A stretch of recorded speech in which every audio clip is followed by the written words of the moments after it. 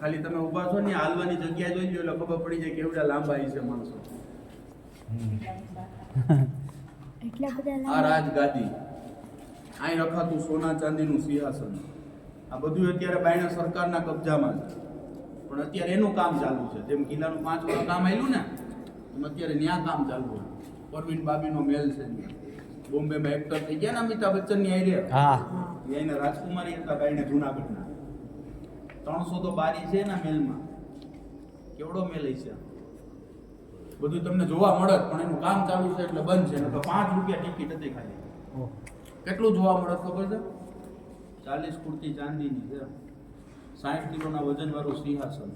Totally રાજા રાણીઓના પહેરવેશ, હથિયારો, ભાલાઓ, કડિયા કામ કરવાના સાધનો સોના ચાંદીના છે.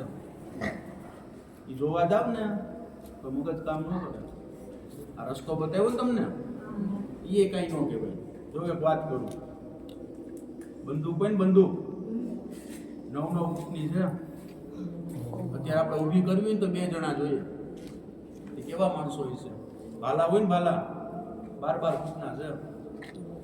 5 વર્ષના છોકરાને સુવડાવી દો એવડી તો કાચબાની ઢાલો છે. વિચાર કરો એ માણસો કેવાય છે. બધું અહીં રખાય. ખ્યાલ આવી ગયો બધાને?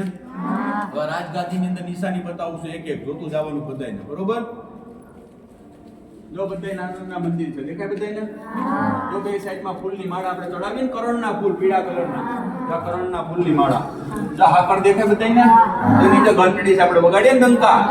જો આ ગુલાબની પાકડી છે, જો આ કમળના ફૂલ છે, જો આ ઝેરીમાં ઝેરી શંકર ભગવાનને પ્રિય ધતુરો કહેવાય ને, જો આ સૂર્યમુખી ફૂલ છે અને વચમાં ગોલ ચક્કર દેખાય 9 ગ્રહ છે. ખ્યાલ આવી ગયો બધાને?